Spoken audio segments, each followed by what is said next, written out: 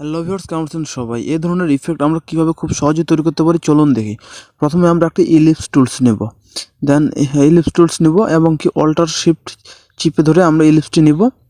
দেন আমরা এটাকে gradient colour use করব। তারপর আমরা স্ট্রোক উইন্ডোজ থেকে স্ট্রোকে গিয়ে আমরা এখানে ডট ডট লাইন সিলেক্ট করে দেবো এবং কি 4 রাখবো। দেন আমরা স্ট্রোকটা বাড়াই দেবো। দেন আমরা ইউনিফর্মে গিয়ে আমরা এই চিহ্নটা দিয়ে দেবো। দেন আমরা এটাকে ডিস্ট্যান্স ট্রান্সফর্ম, তারপরে ট্রান্সফর্ম দিয়ে ওকে করে দেখেন এখানে দেবো আমরা উপরে 90, দেন নিচে রাখবো 90, দেন আমরা এখানে রাখবো 20,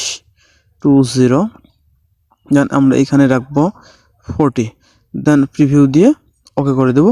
দেখেন আমার ডিজাইনটা কিন্তু হয়ে গেছে। দেন আমরা এটাকে একটু কপি করে Ctrl+C Ctrl+F দিয়ে কপি করে শিফট অল্টার চিপে ধরে আমরা একটু আরেকটা